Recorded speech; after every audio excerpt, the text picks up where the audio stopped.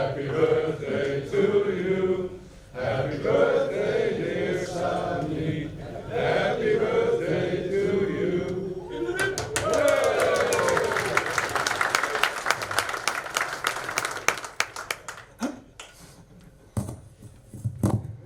The floor is all yours, Sam. Floor is all mine. Yeah. I don't know what you did when you got the slideshow working. Yeah. Did you realize that you just clicked something and made it a slideshow? We were at the phase where we couldn't get anything else to stay on the screen except the PowerPoint without a slideshow. Yeah. And then in the middle of the session, he presses something and changes into slideshow, and now it works. I don't want to touch it. Okay, let me touch it. Okay. From here on, it's your fault. Now the only problem is that I feel really stupid wearing these glasses because it's very dark here, but I can like see you. But I have to test it out because I got it from Kurt last night for my birthday, so I just want to see how this looks like. Now the only word.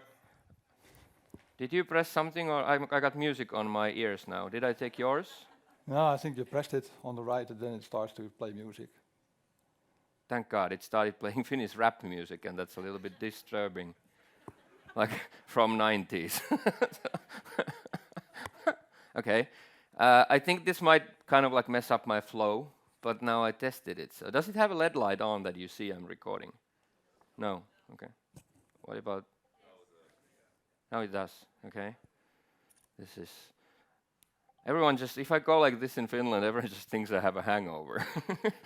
It's like wearing glasses in the morning in a conference. I don't know if it even records my sound. I mean, I don't know if it takes. Does it take audio for the video? I think it does. You think it does? Oh, you look like a dork as well. I'm now videoing you, but I'm me too. I'm out of the conference now, okay? Okay. All yours. All right. Well, that's awesome. I have never been getting anything from a conference that I've been playing the whole night at the hotel room either, so this is actually really cool. I appreciate it. That's your charger? No, that's mine. That's yours. That's mine. Okay. Because it has a charging dock in the. This you have to put it in the charging here. Yes. And USB-C. Okay, so I'm not going to take the risk and click anything on the computer right now. Everything's fine now. So I'm slightly worried about the whole thing here because this is an ARM Windows. So it's the new ARM64s. So I've been doing this for 3 weeks in a row now, first in Azure Fest, then in Lucerne, and then in Budapest, and it's never played out. I mean, everything works. It's never been doing anything bad. And this morning we were here, like the last thing we checked was just, okay, let's put it on the screen now, and we only got a white screen. We're like, what? But we tested another computer as well, and with just a pure HDMI, we got these things working. But it was Patch Tuesday, so kind of should have guessed this, but. So we are going to go ahead with this and adjust accordingly so that we get you out on time. So a short introduction for myself. My name is Sami Laiho. I'm a Microsoft MVP. This is, I guess, my 10th year here. And usually me and Paula share or split these so that either one does the keynote and the other one does the lock note. I've done the lock note for 2 years in a row, and I'm super thankful for Kurt for finally fixing this, because the only flight to Finland leaves at 6. So every single time we've been here for the past few years, it's like when it hits 4 p.m. and my session ends, I'm like, no questions! And then just run like hell to get to hell. So this is nice, and hopefully, I told Paula yesterday that I think Kurt is getting us some fresh blood for this as well. I'll be here next year, don't worry, I already booked it. But it's a decade. I mean, we've been doing this for a freaking decade.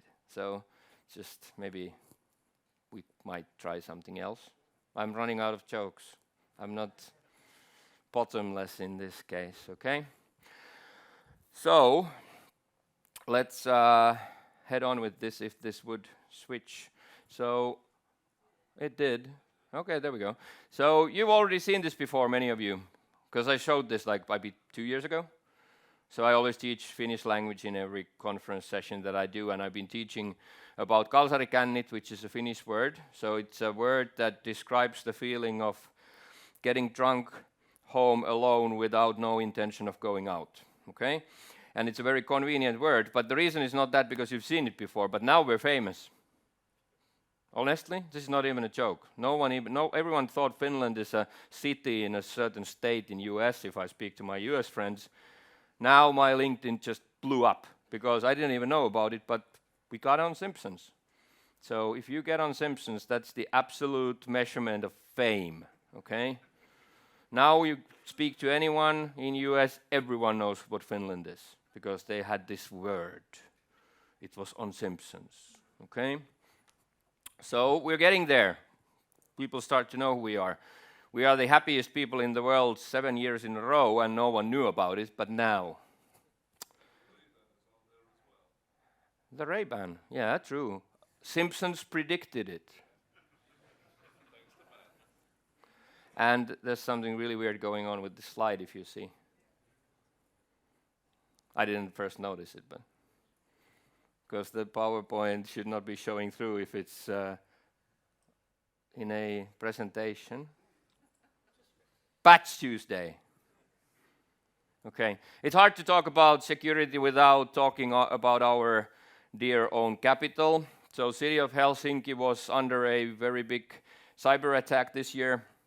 I have kids in school and this affects the school system basically. So what happened first was an intrusion into the network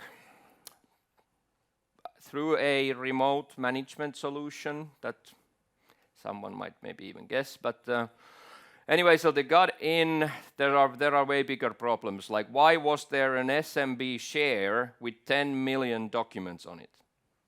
Okay, so there are like way bigger infrastructural problems behind. The entry was very common and happens, but there are big things to fix, and they're doing a good job in fixing it. Why I'm talking about this is that it doesn't matter what country we're talking about as long as the capital gets hit. Utrecht is really nice, but it doesn't really get news time. It doesn't get bandwidth compared to Amsterdam being hacked, okay? So it doesn't matter how small the country, capitals are a target just because it sounds really bad for us and good for the Russians because it causes havoc. It causes people to be scared and panic whenever something hits a capital. Plus capitals are still seen like these best firewalled environments. I have 3 kids, so I have fault tolerance, okay? And I'm not talking about spare parts. What I mean by this is that I have 1 in the public school and 2 go to a state school, which is French school. Not my call. Don't ask me about that.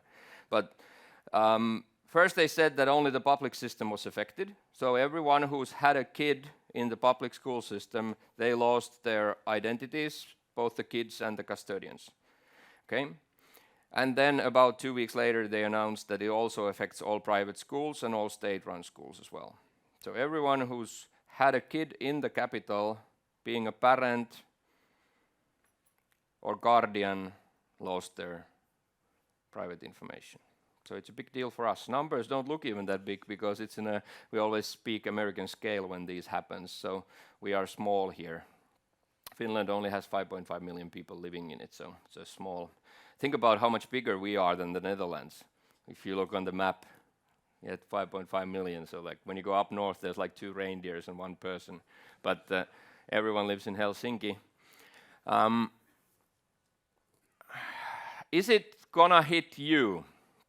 So one important thing is to understand that ransomware still today is not about if, it's about when.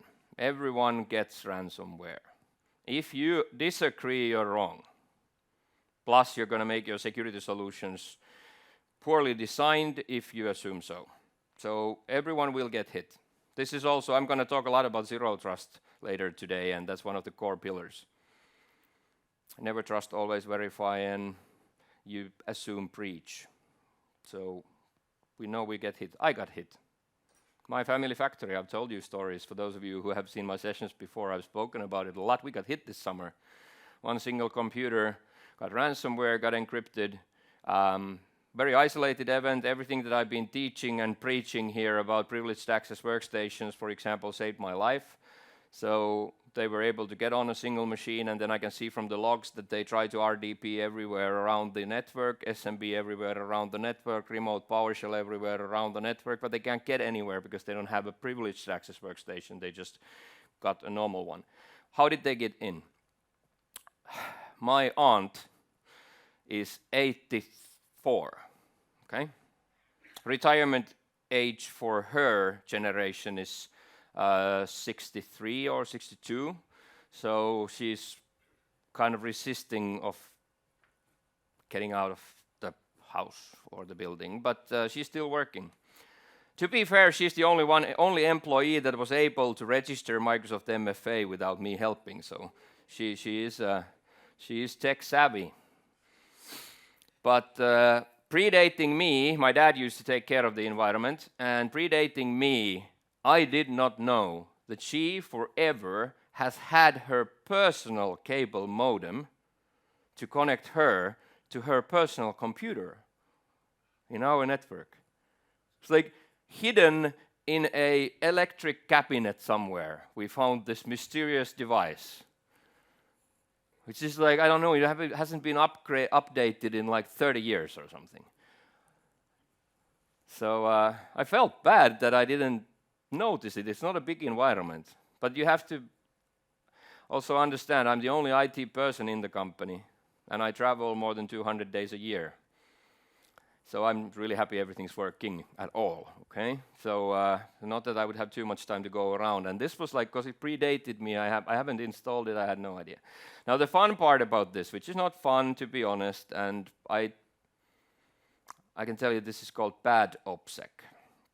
But the attacker is a ransomware gang which has a hit list, who they hit. It only has governments and my family factory.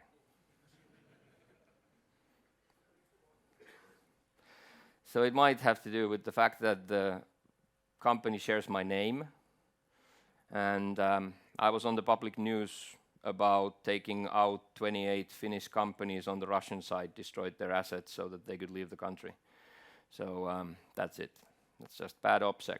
I chose to make that public, which is all publicity is good publicity, but now that's a little bit, you could say a little bit worrying. My godmother says that I am their biggest security threat.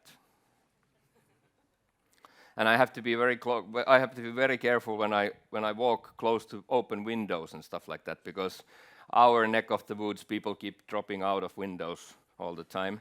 So I have to be very careful. But anyway, so everyone will get hit. It's not if, it's when. I have different statistics from different companies just for the reason that if I would present a single company, everyone is always saying, you got the wrong numbers. It's like, what do you mean? That is not 2%, that's 3.5%. I hate these comments because if you don't understand, it's the ballpark that matters here. If it's very low or very high or average, that matters. Because everyone has different data. And we don't have a single source of data. In a way, luckily. Something changed last year. I showed you this. If you've been here last year, I showed you this. This is the picture of a ransomware gang operations. So the gang in the middle, like mafia, they don't do any of the attacks. The affiliates do the attacks. So these are the ones that get arrested all the time. Then we got access harvesting operators that used to be separate entities. So they're only harvesting credentials, and then they sell them to the gangs. And now what changed last year heavily was that ransomware business started to evolve into the direction where these ransomware gangs want to be a one-stop shop. So they want to offer everything you need for your successful ransomware campaigns from a single location. And this means that they started to actually fusion companies together, buy out other companies.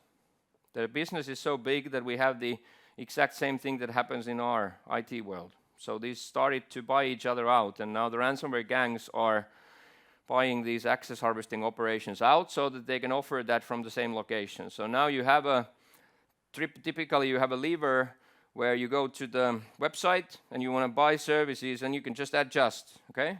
So what it adjusts is the services provided to you by the gang goes up, and on the same time your percentage of the ransom goes down. So instead of getting 80% of ransom for the affiliate and only 20% you have to pay to Mafia, now you can actually go to like 60%, 40%, or you can, 60%, 40%, so that you just take more of the services pre-built. What makes this like almost, I would say, ridiculous? No, there's a slide missing here. What's happening? Now there's a tip from a seasoned speaker. Do not touch it, Tim says.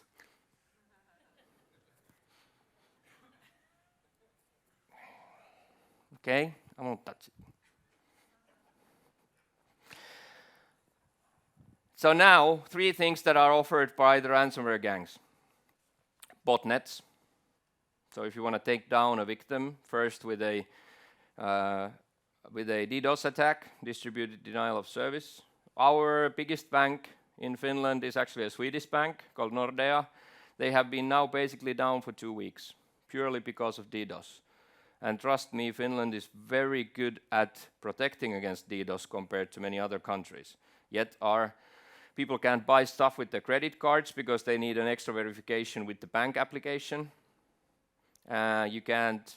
I actually got to the bank yesterday. Normally I don't get into the bank because first they cut the connections from abroad. So I'm always traveling, so I normally don't even get in. But now I got in. Good news, my house loan is gone. Bad news, all my accounts are gone as well. Just an empty app. I have an account which is not mine, with 0 credit on it, no cards, no loans, nothing. That's DDoS.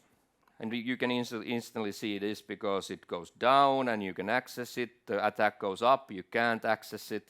So it's not that it would be totally down, it's just freaking slow and sometimes totally not working at all. So this has been going now on for 2 weeks, and they are now asking the bank to go in front of the government to explain why this happens, like the public hearings that they have for Facebook in US and like same kind of thing, because suddenly someone starts to realize that actually online banking is becoming a critical infrastructure, which in many countries no one would ever think about it even. It's not considered because water, heating, electricity, that's critical infrastructure, roads, all that stuff.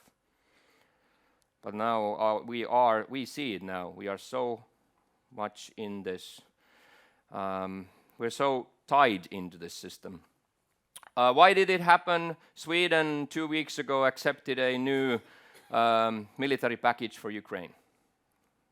So instantly after that, the DDoS started and has been going on now for 2 weeks. So you can contribute it to, you can credit it to anyone you want, but I have my guesses. Okay. Another one they offer is the access harvesting. Okay, so you can go in and you say, I also need credentials for this company, and they will provide that for you. Then they have what is called a RAS manager. They hate it. Please, if ever you talk to them, call them RAS managers. When the people talk about, for example, ISIS, there's like certain ways of talking about them that offends them, and the news agencies try to use them so that they wouldn't give them the credit they want. This is the same thing. The RAS managers get very, very angry when you call them RAS managers because internally they're called CSMs, Customer Success Managers. And that's their real title, but that sounds so ridiculous. You go to a place, you want to ransomware someone, and they give you a personal trainer, a personal helper for your PowerShell scripts and whatever needs you have. Better service so that the gangs win the customers from each other. It's a very competitive business as well. One other thing is, since the war started, rules of war are out. So we used to have Geneva Convention, we used to have all sorts of rules that if you capture people during war, prisoners are treated correctly, all that stuff. We had rules of war. So did ransomware. So a few years ago we still had the thing that, for example, during COVID, you had a case where a hospital was taken down by ransomware, but almost instantly they called them or messaged them and sent them the decryption key saying, we're sorry, we did not understand you're a hospital. So it was like collateral damage. And there were like decency in the business. That's now all down the toilet. There's nothing anymore. Hospitals are the second most attacked after manufacturing, so no decency in this business anymore. However, why do they attack hospitals and manufacturing? Hospitals, because they get you on their side. Public will start to be pissed if people can't get hospital care. So they get the public opinion on their side. Do something now, people are dying. And manufacturing-wise, because it's easy to quantify how much you lose. So it's easy to, they first do the 180 days of recon in your environment, they figure out your processes, and then they can calculate so that you believe it, because it's probably more accurate than your accounting. But they will tell you that if we are asking for 1.5 million, and you lose 500,000 per day. So then on the fourth day, they can already say it would have been cheaper for you to pay. So it's easy to quantify because you can count how much you lose. So that's a financial motivation. And then the hospital one, it's financially motivated, yes, but it's more about the public pressure that makes them pay. Now, I had a customer 5 years ago. Yeah, around 5 years ago. They got minus 50% for the ransom because it was Christmas. Christmas spirit. That's what I'm talking. Some sort of decency in this business. Not there anymore, okay? Everyone gets hit, and it doesn't matter how critical it is, the better. We are 7 years in a row the happiest people in the world in Finland. Lucky to beat the Danes. They're very happy as well. Me and Kimmo are having sometimes a lot of difficulties in understanding how it is like this, but if you ask European Union what people are most happy about their countries, we actually share #1 spot. So Austrians are as happy about Austria as Finnish people are about Finland. So we don't win that anymore. Austrians are getting extremely happy as well. I don't know if there's something in the water or what. It sounds more like drugs or something. But anyway, now something we're not happy about is this, which is insane. If you're like my US colleagues, please, the few of them that didn't know where Finland was, I actually met a guy in New York this summer and we had the conversation. So this is a true story. So I introduced myself and said I'm from Finland, and he asked me what state. I'm like, Uusimaa. I was like, what? That's the state I live in Finland. No, what state is Finland in? Good state.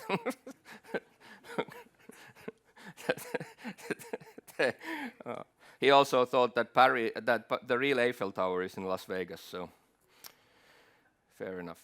Anyway, look at the map. If you don't know where Finland is, look it up. Okay? It's a very small piece of land on the globe. How is it possible that we now bypassed USA, China, very gigantic economies? We passed them on the scale of the number of attacks. We're the most attacked country in the world. We got proper protection. We've done this before if you've read your history lessons. So we have the only capital in the world that can take the whole population down into a bomb shelter. I don't know how well you would do here. We can take 650,000 people into a bomb shelter if needed. So we are very equipped for kinetic warfare. We've done that before. We kept our grounds mostly. So we know that stuff. But this is new to us as well. cyber is now the one that is more affecting us. We build walls on the border.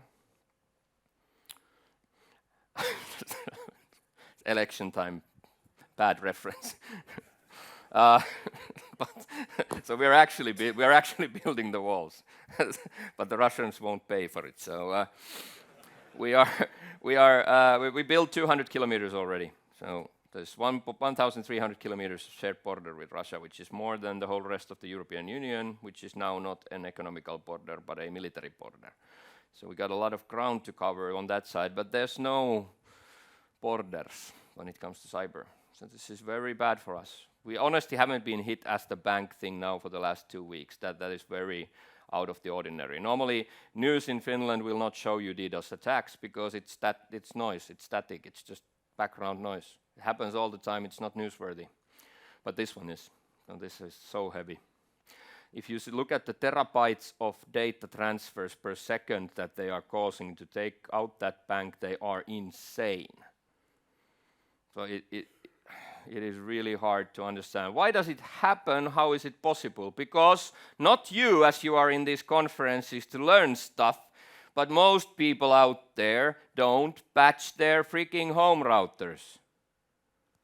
This is like you got a home computer thinking there's no data on it, I don't need to patch it, it's not critical. It's better for the attacker. The less you use your computer, the better it is as a resource. Or that you have an ancient router that you installed yourself, but you haven't checked the automatically update thingy there. You're attacking us, okay? Stop! It's annoying. I can't get to my bank.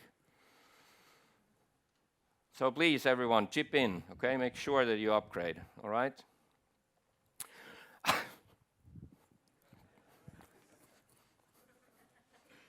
What about now?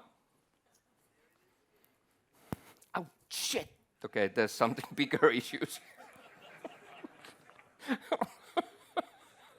You said don't touch it. Now I believe you.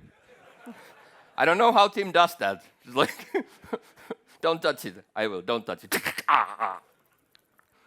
Okay, so these are new statistics. This is my State of the Union talk normally, so I do this every year. So not for you every year, but 2 years in a row in a way. So what happened between last year and this year? First of all, ransomware is still absolutely your biggest threat. So that's what they want. Attack vector-wise, nothing has changed. Everything is getting even worse all the time when it comes to the fact that you actually nowadays get breached because of unpatched vulnerabilities. I left here last year and I said I'm going to print out t-shirts that say patch more, test less. It's better for you to take a potentially 2-hour complete downtime that you control, you're prepared for, rather than having a 3-month downtime controlled by a third party. But it's really hard if there's a business owner, there's a product owner has a diesel analyzer, sits in an OT environment. This diesel analyzer is his crown of jewels. And you tell them that you need to now patch it monthly. And he's lived 20 years with his only task being to make sure that never gets offline. It's really hard to convince them that they should change the way they work. I work with OT, I work with oil refineries, that's where the diesel analyzer is.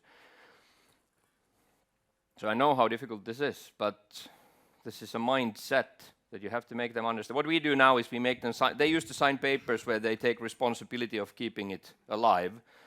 And now we make a new paper which says that the cybersecurity part of this protection is also on you. Well, although it's not technical because we do it, but they are product owners. So now they have to take responsibility that their job is also to keep it secure. It's the only way we've been able to kind of make them change the way they think about it. So it's difficult, and you know what happened? I burned the t-shirts. Because I was about to make them during summer, and then what happened? CrowdStrike. It's really hard to go in front of a CXO meeting. You need to patch more and test less.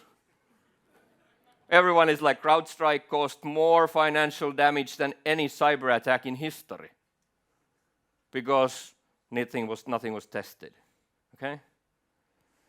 So if we make the t-shirts, we have to like write on the back, it has to say, first of all, even with CrowdStrike, so that they know that we know and understand the customer, but also it has to say like, with a product that supports installation rings, okay? So that you will first patch. Now the only, I'm still keeping my, I'm still behind this idea, okay? It's not that, but we do have to test. Now the thing is that testing and deployment has to fit in that 2 to 3 day time. So it's a very fast test, but in this case with CrowdStrike, for example, it would have been enough to install it on one freaking PC before spreading it out. It was the most dramatic thing in our business. And there would be, right after that, I said there's going to be at least 2 Hollywood movies made. But then it took about a week, and it took about a month, and I had to like cancel those movies. Because that's when the Israeli bombed the pagers. And no one's cared about CrowdStrike since. Because that is so much more James Bond when you got exploding pagers around the world. I mean, like now I'll say there's going to be at least 3 Hollywood movies made out of that. Okay? As horrible as it is, but it is so media sexy that it wins over CrowdStrike. CrowdStrike is now super boring. I have new numbers. I think I had the same slide last year, so let's skip to the next one. And now I'm honestly missing a slide.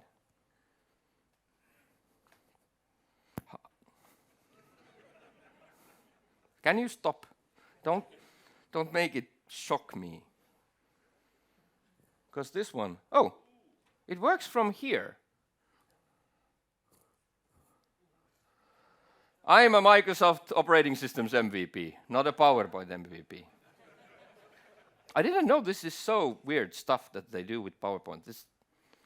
Okay, I need to look into this.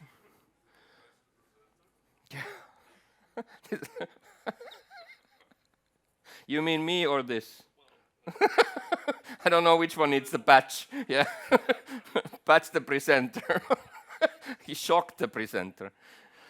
So this is in a very decent format so that you can all understand it, so I don't have to explain. This is actually straight from our Trafficom, which is the cyber agency or ministry. So this is the amount of money Finnish people lost for cyber criminals. 32.4 million went up to 44.2 million. So this is 2022 and this is 2023. Banks stopped from 14.1. Last year they stopped 32.7 million euros. So that's already out. I mean, this is the net that we lost. Then we got fake police.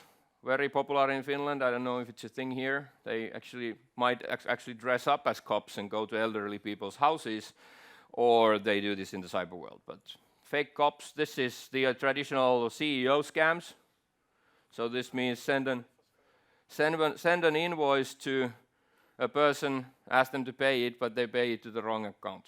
Totally legit invoice, but paid to the wrong account. This is investment scams. Investment scams are the most traditional form of scamming, which still today works, which is weird. If you send me €1, I send 2 back. Yeah, hit me, okay? And then we have the last one, which I love, which is the love scams. This is romance scamming. Now we lost more than 10 million. Sorry for the ladies in the audience, 95% of victims are women. But this is the traditional, on Facebook, text only, and still images. I am a lieutenant from the US military, I retired, I want to move to Finland and marry you, but I don't have money. Can you send me money? And then, okay. Everyone in the audience, I don't know if I asked you this last year or not, but I've been trying to soften out the fact that I called out you ladies, but this is actually our fault. So you guys, we have to pump our game. Because if we make so bad husbands that women keep sending money to unknown people to please come and marry them, it must be about the Finnish men, okay? So I will promise to do my best I will pitch in, okay? So Kimmo, do your job, okay? So it's just insane. Now, last year, again, this does it. Now it's a double click.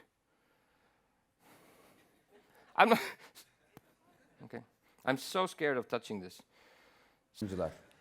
Basınımızın değerli I showed you mensupları. this last year. I'm not going to keep it Hepinizin running malumu for olduğu long because üzere, you've seen this. Kilit teknoloji alanlarında ülkemizin yetkinliklerinin geliştirilmesi, Why am I showing this from last year? Because this is where we were with AI a year ago that many of you sat here. This is what used for scamming. This is a face swap, which there's a camera that you speak to. This Turkish guy on the left speaks to a camera, and that's Mikko Hyppönen, the most trusted security person in Finland. TED speaker, has spoken to the conference in US. He's super famous. But the problem with this is that it does not or did not scale. Because you still have to have one scammer speaking to the camera to scam someone. So that doesn't scale. So a year ago, the AI gave us the possibility of mimicking someone else, but it didn't really give us the scale that we need for scamming. So now we're going to see where we are this year. Ow.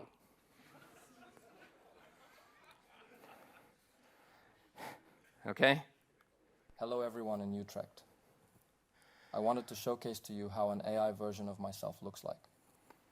This was created by a free app, a webcam, and just a tabletop Jabra microphone. To prove that I'm not real, I will tell you something that the real Sami would not. You should always log into Windows with admin rights. Now the same in Dutch. Hallo iedereen in Utrecht. Ik wilde jullie laten zien hoe een AI-versie van mezelf eruit ziet.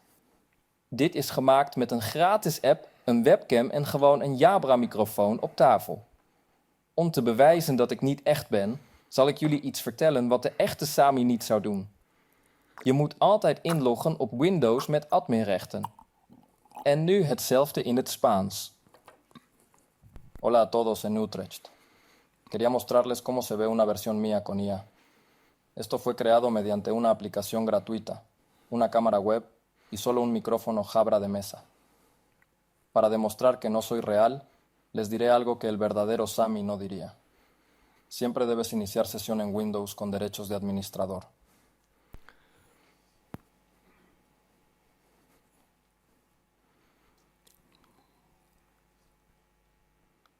Would I be more convincing as the CEO of the company that built this AI platform? I can move my arms around like a true decision maker if that helps. I am as trustworthy as the Swiss trains. So, I speak 65 languages nowadays. How was my Dutch? Actually, yeah, good. I have no idea, so I'm really asking, because I changed this to the language where I'm speaking. So, but I always have Spanish, because Spanish is. Don't you just find like it's amazing how much sexier everything is in Spanish? It's like we have a tabletop Jabra microphone. Microphone de Jabra de mesa. Like, that is beautiful. I love your microphone. But anyway, so this is the problem now. This is a free app called Hagen. So Hagen, you can go. It takes you 30 seconds. You speak to the microphone. You speak to your camera and the microphone. It has a few rules. You say whatever you want. You can speak whatever you wish. And then after every sentence, you have to have a 2-second pause with your mouth open. Those are the rules. You do that for 30 seconds, and that's what it did. Doesn't cost you anything. I paid for it for like, I think, some $19 per month or something, because if you want to get the watermark out. Otherwise, it would say Hagen on the right corner there. So I pay to get the watermark out. But honestly, Jabra tabletop microphone. That's the audio quality. And a webcam. It's really good. So you can kind of guess that this ends us. This might get us into trouble, but here, let me show you what it looks like when you really get into trouble. Rumor has it you can also do this with live video. Can that be right? Yes, we can do it live real time. And this is like really at the cutting edge of what we can do today, moving from offline processing to we're processing it so fast that you can do it in real time. And so, Well, I'm going to challenge you and your team to do a bit of a first here. I mean, there's video of you right up on that screen. Show us something surprising you can... wait. so there we go. This is, you know, a live real-time model of Chris on top of me, running in real time. And next you'll tell me that it can... Oh, Lord. I am so uncomfortable with this. I am so uncomfortable. Can it do voice as well? We think it can. We're really pushing the limits of AI technology now. And I'm talking exactly as I've heard, as Thomas Graeber is coming out as the one and only for sensing. I'm deeply sorry, everyone, to subject you to this. You know, there's something possibly even worse. So to come clean on this, they made me, you know, they took some shots of me a couple weeks ago doing different facial expressions that they captured a video model. And it turns out, I discovered this week, that they can apply that not just to Tom, but to anyone. So my dear friend, Sunny Bates, is here in the front row. Sunny, do you consent to channel inner me for a minute? Well, can we try that? I'm really worried about this. Do we have Sunny on screen? Oh, there's Sunny. Is there a way to kill the light? Because you can't see this. Just for a while. No, not that one. It's this one. No, back. Okay, a lot even better, okay? Thank you. So we'll do that from here. Do we have Sunny on screen? Oh, there's Sunny. Oh no, oh no, oh no.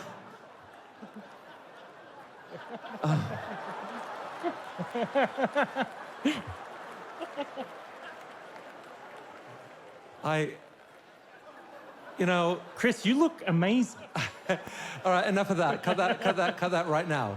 I mean, Yes, more of this. Tom. There's a 600 millisecond delay on the audio, which is nothing. And that costs you $100,000 to do the demo. But why am I talking about this is because you have to understand that 5 years ago, average ransom payment globally was $5,000. That's the end result after negotiations and everything. The average was $5,000 per hit. 2023, 1.5 million. I'm relatively sure many of you this year have heard the word budget cut. Okay? So that's why we have to take this very seriously, because we're getting poorer while the enemy is getting exponentially richer.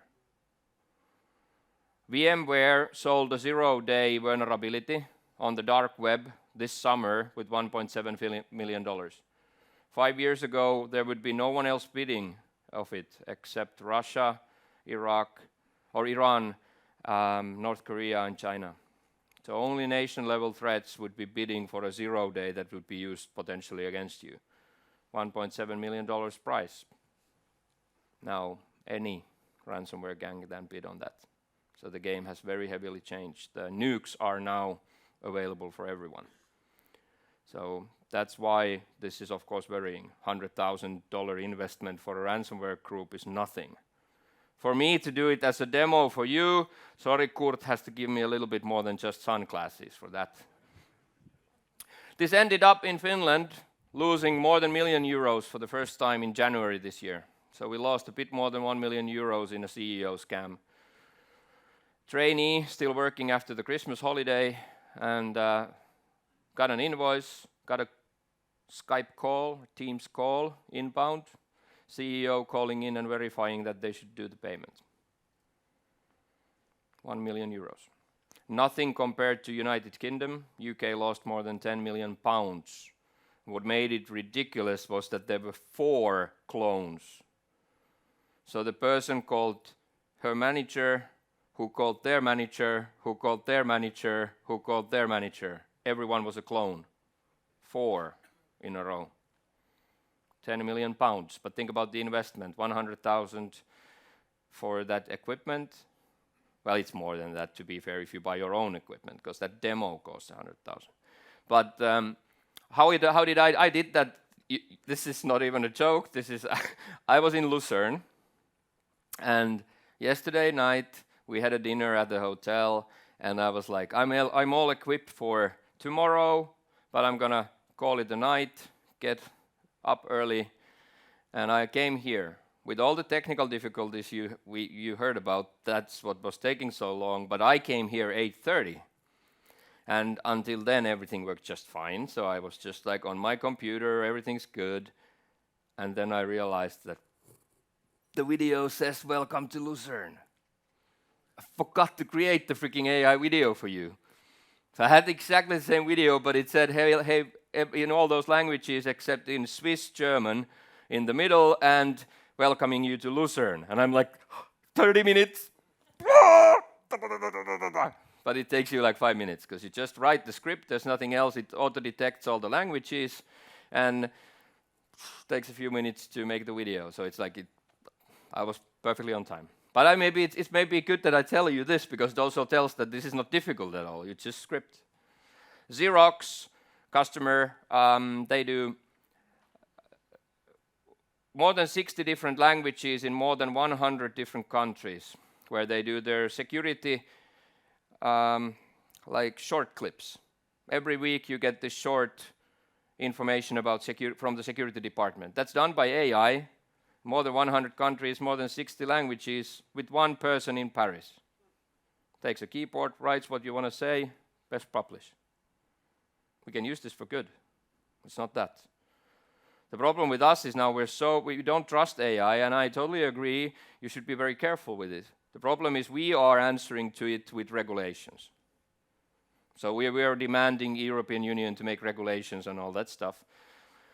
Do you think that the threat is actually gonna listen to regulations? Absolutely not. So that's what makes this difficult. There's no regulating the enemy. They couldn't care less. So I'm really worried about both options. Both regulation and not regulating. I'm worried about both, because both have issues. But anyway, the end game will be, I'll take the hit very fast.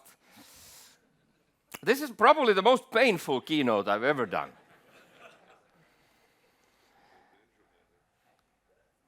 So this is from yesterday, very fresh. Yesterday, OpenAI announced their newest October AI threat report. If you look at this, you can see that, first of all, the biggest concern for everyone about AI currently is the US elections. But to top that off, there are 2 billion voters going to the polls in 50 countries by the end of this year. So this is, of course, the biggest use of AI. We already had trouble with bots, because Russians have the bot factories, the troll factories. They employ 200 people to write garbage on Facebook and Twitter. They're really sad now because they lost their jobs. Because AI took over that in a minute, okay? Some cases that they called out in the report, for example, the cyber threat actor known as Storm 0817 used our models to debug their code. So the developers of the ransomware are using these as tools, like we are. Storm 2035, in addition to the website-related activity, we identified that the same actors were generating content that was posted on X and Instagram. Suspected China-based adversary using OpenAI services for reconnaissance, vulnerability research, scripting support, anomaly detection, evasion, and development. So, and then there's a suspected Iranian Islamic Revolutionary Guard Corps affiliated group Cyber Avengers using our models to conduct research into programmable logic controllers, so OT. Should be worried about that. And then unreported US origin threat actor posting political comments in languages including English, French, Persian, Azerbaijani, Armenian, Italian, Spanish, Turkish, German, Polish, and Russian on X and Facebook. So if you think about the scale, whatever language, 2 local people It's troublesome, okay, to say the least. And I am gonna walk back here and take that. What? You who said don't touch it, and now you say take off. I'm a Windows person, I have a power adapter. Next you're gonna say don't reboot to fix things. Ow. Okay, you know, he's a professional, he knows everything.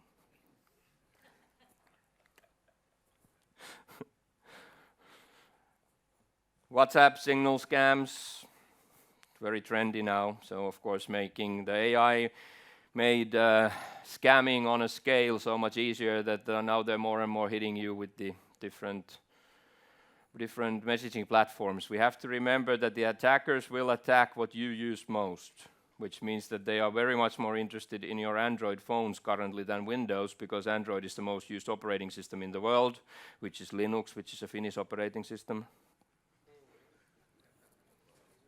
No wonder everyone uses it. It's so good. Anyway, these are actually from my own phone, so messages coming in all the time. Hello, is Sibelius Park in Helsinki far from your resort hotel? And you're like, your first reaction is, I don't know you, you got the wrong number. Most people answer wrong number, and that's your biggest mistake. Do not ever answer this, because these are only done to scout whether you're a real person or not. That's the only thing they need is any kind of reaction. Do not react to these, or you're playing against us again. Group invitations you can block. So go and check your WhatsApp and make sure that you are not allowed to be added to groups without your permission, because by default you are, unless you have the very newest versions when they changed it. Why does it say Carly? Because everyone in our industry knows Carly. This is, if you ask anyone, do you know who Carly is? Of course, because Carly is a nickname that is used by this industry. So everywhere in the world you have messages coming in from Carly. So if you talk to any cybersecurity person in Australia, have you heard about Carly? Everyone knows who Carly is, or who millions of Carlys are, but anyway. So, threats change. Recommendations, everyone's always asking, so I don't think these have changed from last year. These are environment protections, but they're always asked and some people want it. I have uploaded the deck. So the deck is uploaded. If you go, I think somehow through the website or Jelenge app or whatever. I've only done this for 10 years, so I don't know yet. So somehow you can download them. I've already uploaded. Oh, actually, I did not upload mine because I sent them to Erwin, and maybe he has already uploaded them. So they should be available there if you are interested in these, because I see some of you taking pictures, so you don't really have to worry about that. You will get that copy. Now let's test Tim's theory. You're wrong. I'm sorry, sir, but I will put it back now. Okay. So we got a few finishing slides. One thing that I hate about the security industry is that, first of all, I'm going to make a t-shirt that says security is a support function, not the function. Because what I hate about security is that they raise themselves up, even on top of production. Although security is a support function that is supposed to keep people having their jobs. But they become these no-no departments. Ask them anything and they say no. Can we do a new way of development? No. Why are they saying no? Because it's more secure to say no, which means that they won't fail. So the real problem in this is security still thinks that it's their job to stop the enemy, although it's not. They have to give up on this brain fart that they have in their head. Your job is not to stop the enemy, your job is to slow it down. As long as security thinks they need to be 100%, they will tell you no for everything, because that makes sure that they save their own behind. Only after they start to realize that we'll do our best and our 95% is very good because we have multiple controls, not just a single one that needs to be 100%. So, to end it up is Not that late, I'm only a few minutes late. I always show this as an example, the hotel key card example. So your job is not to stop the enemy, like the lock is not supposed to stop the person in the hotel. If I go into a room with my key, it opens, no one reacts because it's not an anomaly. But if I throw it on the floor in the lobby, someone picks it up, will the lock stop them from getting in? Not at the end. Because if you go to the hotel, like NH next to us there, and you start going through every freaking door in the hotel, you will finally get in. But you slowed it down, you made it an anomaly, which means we have video surveillance. Reactive security is supposed to stop this actor that behaves abnormally. Exactly comparable to your SOC. You make the enemy with AppLocker and all these privileged access workstations, everything, you make them go like this, or you make them run 100 PowerShell commands in a second, so that the SOC operator that has to look at 100,000 events in front of his face or her face, you make it shine out. You make it an anomaly so that they can react to it. They won't react to this, but they will react to. Okay? All right, that wraps us up. I have another session on zero trust, or actually zero trust networking. So I'm doing another session afternoon. Hope to see some of you there as well, back in this room. Sorry for, it wasn't as painful for you, hopefully, at least for me. But thanks for bearing with us with the tech difficulties. We're 5 minutes late. I'm not going to stand in between you and your coffee breaks, so thank you so much for joining.